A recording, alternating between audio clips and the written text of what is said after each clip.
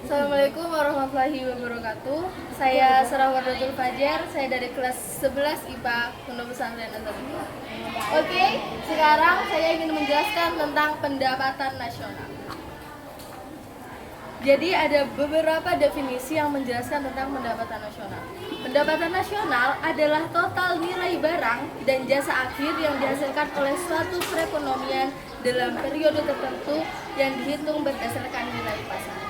Ada juga yang menerangkan tentang pendapatan nasional juga dapat didefinisikan sebagai jumlah barang dan jasa yang diproduksi oleh sebuah negara dalam setahun yang diukur dengan satuan uang. Dan masih banyak lagi pengertian tentang definisi pendapatan nasional. Kita langsung lanjut ke konsep-konsep pendapatan nasional. Konsep-konsep pendapatan nasional itu ada 6. Yang pertama ada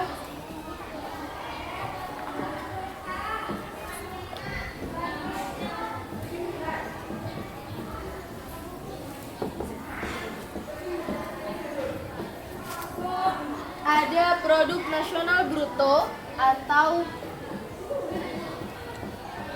GDP. GDP ini gross domestic product. Produk nasional bruto ini adalah istilah lain dari pendapatan nasional.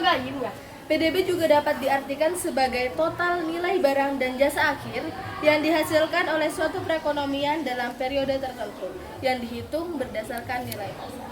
Oke, lanjut ke yang nomor 2, yaitu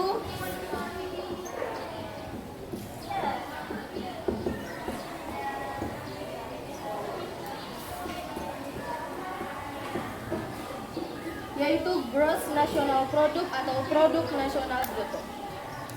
Jadi kan sekarang ini teknologi itu semakin maju. Jadi banyak sekali warga asing yang membuka usaha mereka di Indonesia. Serta sebaliknya juga banyak warga Indonesia yang membuka usaha di luar negeri. Jadi laba dari perusahaan milik negara asing itu menjadi milik negara asing itu.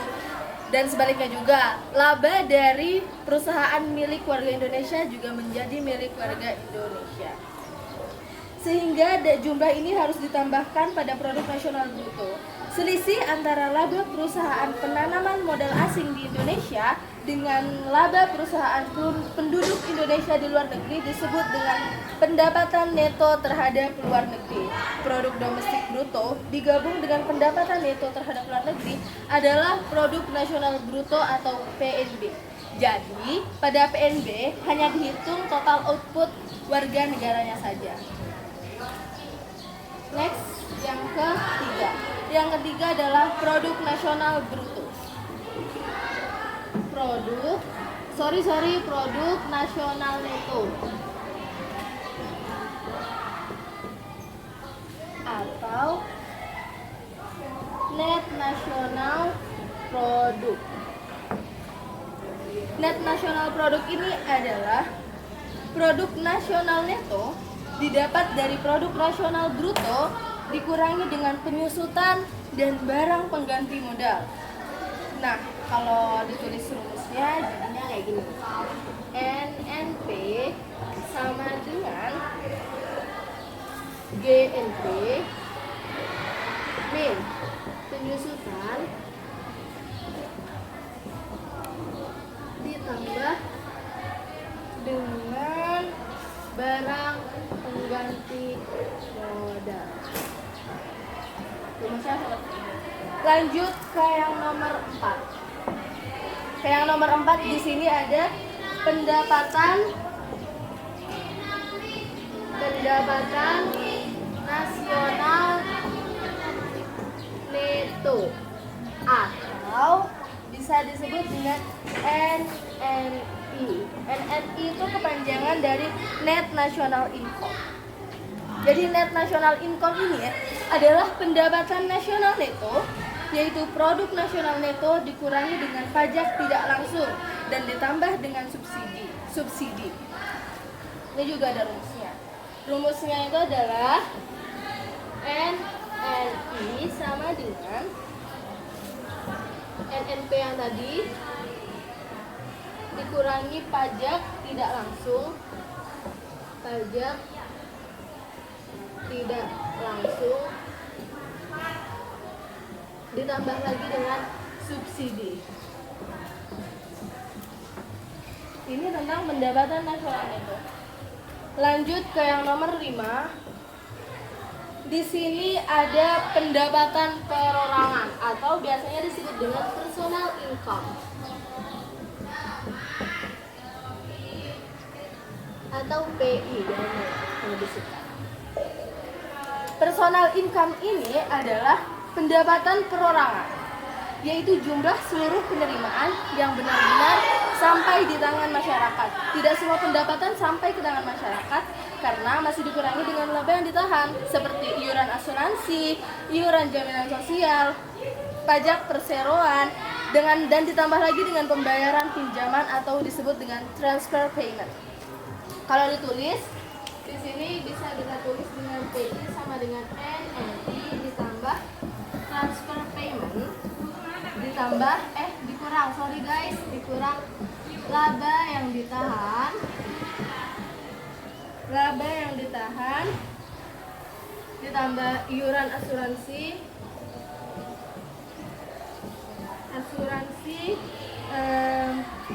ditambah iuran jaminan sosial dan pajak perseroan.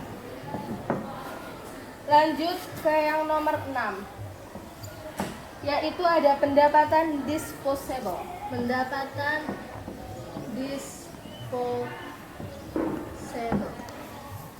Pendapatan disposable atau disposable income adalah pendapatan perorangan setelah dikurangi dengan pajak penghasilan. Jika ditulis dalam rumus, kita singkat aja, DI sama dengan personal income, P ini personal income dikurang pajak penghasilan.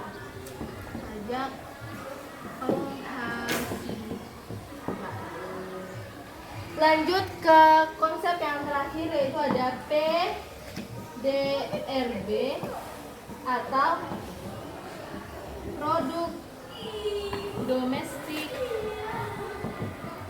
regional bruto. Produk domestik regional bruto ini adalah jumlah keseluruhan dari nilai tambah bruto yang berhasil diciptakan oleh seluruh kegiatan ekonomi yang berada pada suatu wilayah selama periode waktu tertentu. Misalnya PDRB DKI Jakarta, PDRB Jawa Tengah, dan PDRB Sumatera Barat. Oke, ini semua tadi adalah tentang konsep-konsep pendapatan nasional. Kita langsung lanjut ke manfaat perhitungan pendapatan nasional. Manfaatnya itu apa aja sih? Yang pertama, manfaat pendapatan nasional adalah kita dapat menganalisis perkembangan pendapatan dari tahun ke tahun. Lalu kita dapat mengetahui struktur perekonomian suatu negara, apakah negara agraris atau negara industri. Juga kita dapat mengetahui kemajuan suatu negara dalam mencapaikan kemakmuran. Terus manfaatnya itu adalah dapat menggambarkan jenis perekonomian dan strukturnya. Kita itu dapat mengetahui apakah negara ini cenderung dengan apa, negara itu tercenderung dengan apa, dan kita juga dapat membandingkan perekonomian antar negara. Lalu kenapa sih negara A itu kok pendapatannya lebih tinggi, sedangkan negara B pendapatannya lebih rendah? Kita juga dapat membandingkan data pendapatan dari waktu ke waktu. Pendapatan nasional dihitung setiap tahun karena kemajuan atau kemunduran tiap sektor dapat dihitung. Data ini diperlukan untuk menentukan kebijakan di bidang ekonomi. Dan yang terakhir adalah membantu pemerintah merumuskan kebijakan di bidang ekonomi dengan data yang tersedia. Dapat diambil kesimpulan langkah yang harus diambil untuk memperbaiki ekonomi itu apa saja. Lalu di sini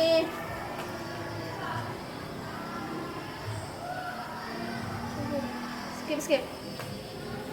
Jadi masuk ke klasifikasi perekonomian di Indonesia. Jadi klasifikasi perekonomian di Indonesia adalah ekonomi Indonesia merupakan salah satu kekuatan ekonomi berkembang utama di dunia yang terbesar di Asia Tenggara dan terbesar di Asia ketiga setelah Cina dan India.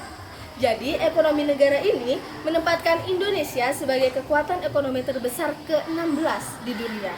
Yang artinya Indonesia ini juga merupakan anggota dari G20.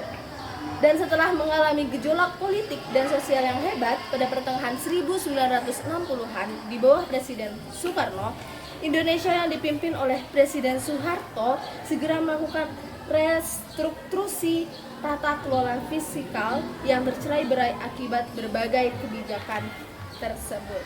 Oke, saya rasa cukup sekian presentasi dari saya. Mohon maaf jika ada salah-salah kata. See you next time, guys.